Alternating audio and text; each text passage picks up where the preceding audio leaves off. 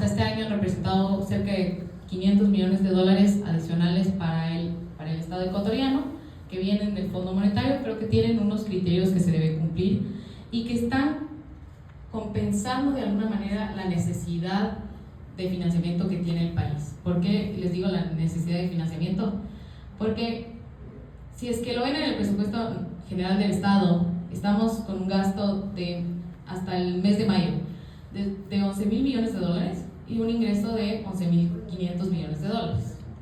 Hasta ahí, digamos, tenemos un déficit del presupuesto general del Estado de 300 millones, incluso con crecimiento en el ingreso, pero también con algo de crecimiento en el gasto.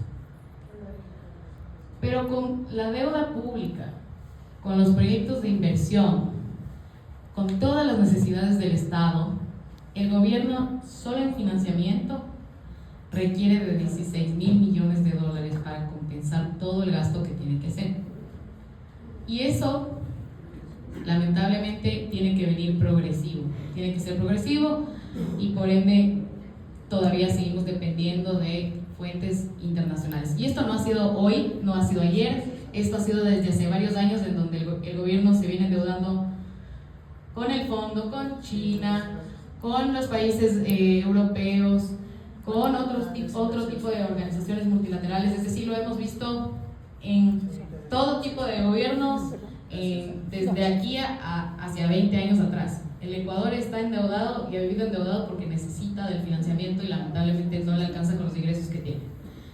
Y eso es lo que se debería, y el desafío que tiene el Ecuador como país y como gobierno, sobre todo los siguientes y este que venga, es uno de los desafíos más grandes que tienen, que es ponerse al día con estas cuentas fiscales. Y tal vez por eso destacamos y le puse como una oportunidad al tema de la entrada al mercado internacional, porque la emisión de deuda que hizo el gobierno este año, que se le tomó muy a la ligera, pero es una noticia muy positiva para el Ecuador, se generó gracias a que, uno, tenemos un riesgo país positivo que nos permite generar bonos en el mercado internacional, y esto es algo a destacar porque el riesgo país refleja el rendimiento que van a tener nuestros bonos de deuda en el mercado externo, y si nosotros estamos con un riesgo país alto, simplemente no es, no es atractivo para los inversionistas extranjeros. Pero adicional a eso, le permite al gobierno redistribuir su pago de deuda en estos 3 años, porque se ha hecho una emisión de 4.000 millones y se recompran bonos que ya se tenían que pagar estos años y que iban a ser un peso importante para el país en pago de deuda, y esto permite que esto se aplace y se hagan pagos un poco más reducidos, también lo que le genera algo de alivio fiscal al gobierno. Entonces esto es una buena noticia para el país y se ha logrado gracias a tener este riesgo país, que al final no es un valor que nosotros ponemos, es un valor que nos ponen los mercados internacionales, y es un valor que refleja la capacidad de deuda, de pagar la deuda que tiene el Ecuador. Entonces, buena noticia también en ese aspecto, sin contar con este otro desafío que tenemos como país y que seguramente lo tendremos en los siguientes años. Y esto es un poco la razón de justamente por qué pudimos emitir, y es que tenemos un riesgo país de 378 puntos básicos.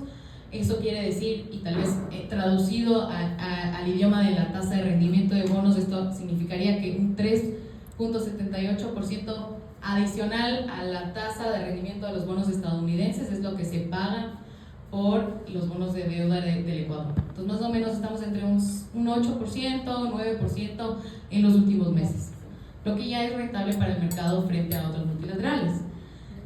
Por otro lado, el desafío del petróleo, que de todas formas ya solo con el anuncio de Estados Unidos a Irán ya bajó a $80 por barril.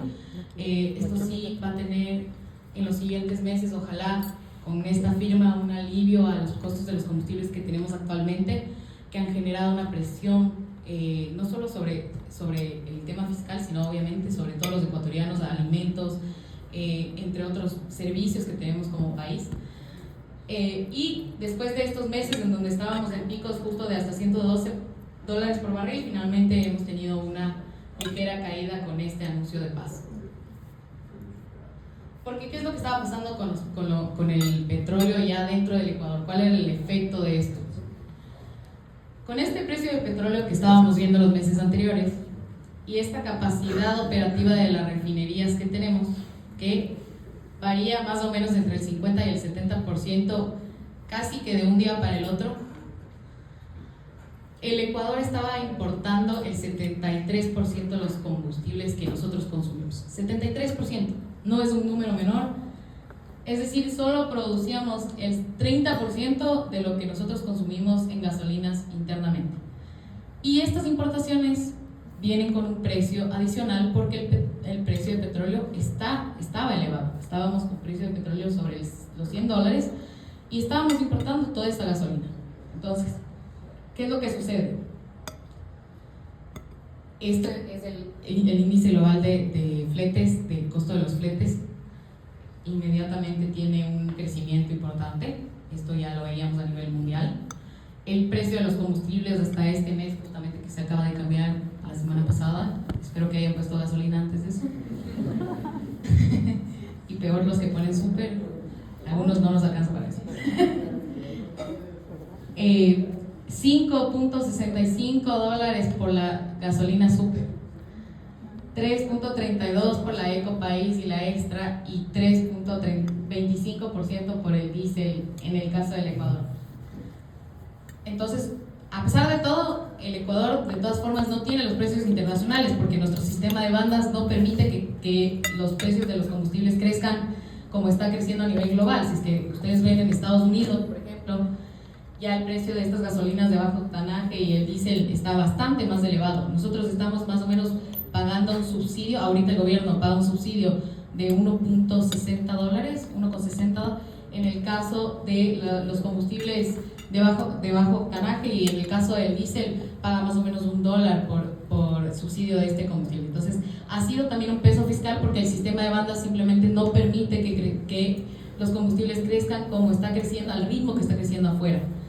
Pero son unos precios de combustibles que son más altos de lo que vemos usualmente, y eso ha generado también una presión sobre todos los consumidores y productores del Ecuador. ¿Esto qué quiere decir? Y lo que les decía un poco del tema de importación de combustibles, que estamos exportando petróleo más caro, que eso sí es cierto, viene una liquidez adicional, que exportamos $800 millones solo en el mes de abril de petróleo, que es más alto de lo que veníamos exportando por el precio, pero estamos importando 1.071 millones, también por el precio que tenemos de importación y por la cantidad de importación que tenemos. Entonces,